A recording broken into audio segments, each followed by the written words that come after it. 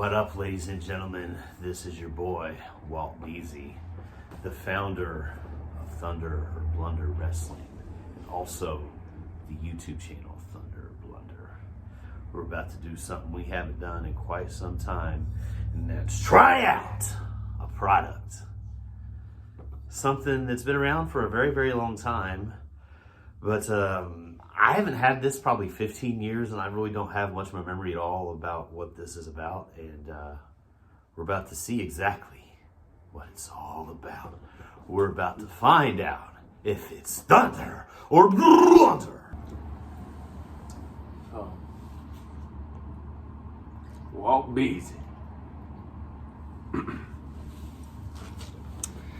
I got some questions for you today. Hell yeah, man.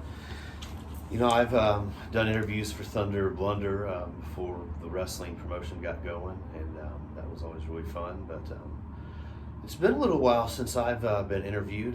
Back in January, I was interviewed on the Gonzo Wrestling Room podcast. That was about a good solid hour or so interview. A little bit more has happened since then, and there's a lot I didn't talk about in that interview just because the conversation went in a couple different directions, and there was just only so much time that we had or whatever. So hopefully we can have a good chat, and this can be one you guys really enjoy and maybe get some laughs out of too in the process. It's always Thunder, right?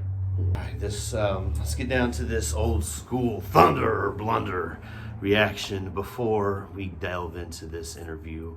Again, we have courtesy of Mr. Rell Storri, Mr. Torres.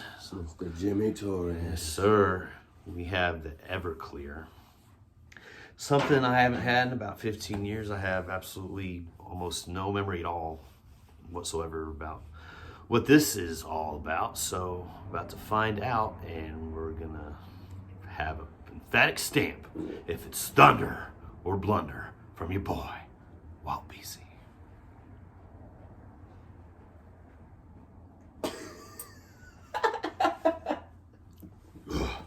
That is Blunder.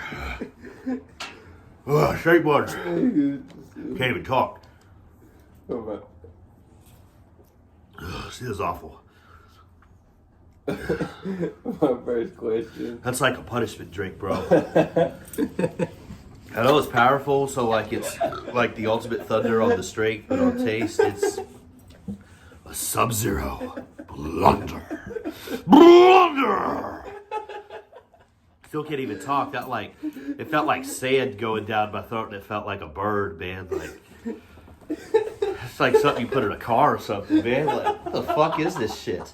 You expect me to drink any more than one shot of this? What, like how much was it, like $40 for this bottle? 30? What kind of situation was this? Oh, it was like a $20-something situation. But man, well, it wasn't as bad as, I don't know about Sub-Zero, maybe a 1 or a 3. I don't know, man. Like it's definitely Blunder. Like I can't really say much good about it. Like the Street Pumas that he got on Thunder or Blunder for me when we taped that in Tilbury's. Man, that was like way like more punishing. But as far as like how bad it fucked me up, like throat wise and going down. My God, bro. My fuck. man. That leads me to my first question. Was that more blunder than the most blunder ring announcement blunder you've ever made? One of the worst blunders I ever made was actually at Thunder or Blunder 2. It was during the Buck Sexton and Mike King match. There was a lot going on that night, and I was in the back, and we were talking about who was going to referee the next match for like an extended period of time, and like I had that word referee on my mind, and then all of a sudden I realized the match was over, and then I said, "Your referee" instead of "your winner." And that was the ultimate blunder for me. Like, I couldn't believe I did that, man. But when you got a lot on your mind, sometimes you'll say weird shit sometimes. Like, it's just one of those deals that you can't avoid. And they happen to everyone, no matter what. And that's one that will always be right at the top of the list of the worst blunders I've ever made as a ring announcer. You go outside. We're ready for that next question. He said I gotta finish off the last shit. Okay, no, but I seriously don't like Who are some people you're interested in bringing in for a match or sponsoring for Thunder Blunder? Paragon and Nate Matthews are two people that really I've had my eye on recently, especially Paragon. I've been watching Paragon for almost a year, ever since I started doing things in the independent wrestling realm, and he's somebody that keeps putting a smile on my face with what he does, and he's somebody I really think could bring some serious thunder to Thunder or Blunder in either a sponsored match or on a show of my own, hopefully here in the near future. And that is something we are definitely working on and looking into, hoping to have Thunder or Blunder 3 produced sometime in May, June, worst case scenario, but we're really working on May. And definitely he's somebody I want. Paragon is amazing, and Nate Matthews also somebody I haven't got to see nearly as much of him, but the last couple times I've seen him, that was Warrior Pro Wrestling and AWR this year. Both those matches were straight thunder, and he's also somebody I think that could really be special in the Thunder or Blunder world. 100%. What are some key factors that make a match thunder for you? Definitely, if it's competitive. One-sided matches are necessary, and they do happen sometimes. But, you know, if it's really close, for me personally, that makes the best wrestling matches, when you don't know which way it's going to go. And the best wrestling matches also are between two people that really match up with one another, that are either very similar or very, very, very different. And that combination of one or the other can just really be based on who the two are. And really, there's so many other factors too that go into a good wrestling match. It's just really, honestly, it depends on who is in the match, because that really can make or break a match, honestly. And ultimately, it comes down to, you got to have at least one person in the match that has a significant amount of experience. Usually, that's not always the case, but it definitely elevates the chances of the match being thunder when you have one person in there that really knows what they're doing and can really make the match what it needs to be for every possible reason you can think of or imagine. That's the most honest answer I can give you there. All right. And now the opposite question. What to you would make a match a blunder? Number one, when you have two people that just don't complement each other well. And it's just like, it'll be to the point to where when they go for an exchange sometimes, you'll see like the mistakes in the match happen, like that shit you see on Botchamania. You know, that's what can make a bad match. Like, because sometimes there's people that are so damn different, they can't mesh. And then sometimes it happens where somebody's hurt, or somebody just hasn't got the workout in maybe that they needed to have, or maybe they aren't in there with the stakes as high as they'd like them to be, and so maybe their heart's not into it as much as they want it to be. Sometimes there's just wrestlers that can only have a certain type of match, and then if they're in there with somebody with even less of a skill set than they have, then it can really be a disaster. I mean, those are few and far in between situations, but you know, unfortunately they do happen. And you know, there's a lot more good than bad in wrestling. I will say that, definitely. It's definitely started to turn a corner there. But when it's bad, it's definitely a blunder, for sure. Is there any matches that you've ever booked that turned out a little bit not as good as you thought they would? Yeah, actually, there's a match I'm wanting to do over at the next Thunder or Blunder. And it's definitely number one on my list of matches to make. And if the date happens that I want, I can't reveal that date just yet, but if the date happens that I'm going for, you're going to see Dale Patricks versus Dylan Bostic #2.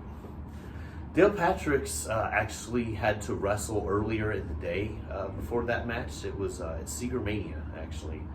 And Dylan Bostic and Dale Patrick's, in my mind, I thought this was going to be like the best wrestling match I had ever booked.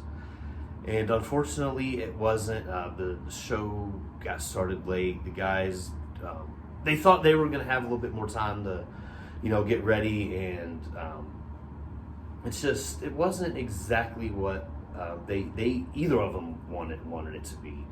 They did the best they could, but given the circumstances and given how little time there was to prepare and warm up, because preparation before a wrestling match is very important.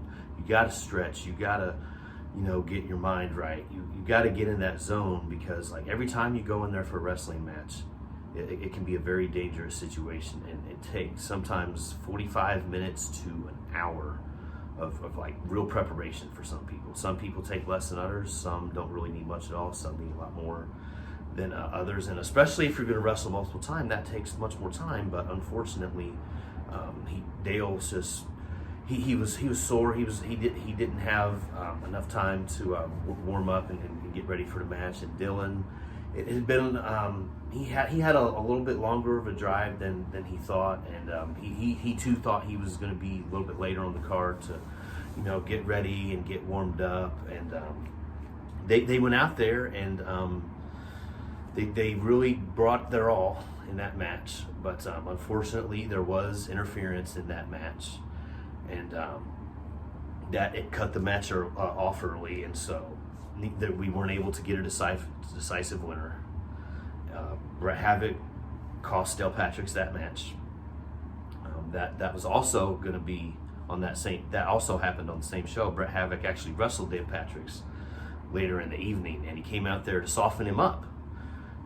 And that really bummed me out that another Thunder or Blunder guy would ruin such a special, high-profile Thunder or Blunder match at such a big event like Seeger Mania. Like this was in one of the nicest venues I had ever been in. Like this was a special evening for every single person on the card. And not only all those other circumstances that were mentioned, interference in the match, a disqualification between Dale Patrick's and Dylan Bostic. No way do I want that to be the lasting image of Dale Patrick's versus Dylan Bostic in the Thunder or Blunder realm. Hell no. So I'm going to do everything in my power to make sure that you get to see another match between the money-weight Dylan Bostic and the Lord of the Yard, Dale Patrick's. And I promise you, it will be worth the wait.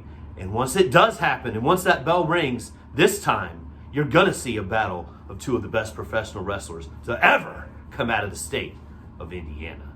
And that's not just a promise. That's not just a fact. That is simply something that is absolutely a must to happen. And there's nothing that I foresee stopping that one way or another at some point. One way or another. And for my final question, I would say, what made you want to go from a viewer to actually participating and becoming a promoter and ring announcer and all that? It's something that obviously, and people say it all the time, it's something they've always wanted to do, and it definitely is something I've always wanted to do. And back when I was really, really young, my goal was to be in WWE as like a creative writer, and to be able to bring my own vision to life as far as matches go, and be able to ring announce and use my voice in that way is really fun. It's just something that's didn't think I'd ever be able to do, and through a series of Thunder events, I was able to, and I hope to continue to move forward and do some great things. One day I'd love to hopefully maybe be a ring announcer for an AEW or an Impact or a WWE or some of these bigger independent promotions. Get a little bit more, that would be fun. one of the coolest things I've been able to do so far as ring announcer was getting to do the pre-show of the VXS Mosh Pit Killers that was in Ridgefield Park, New Jersey. That was a great evening of action.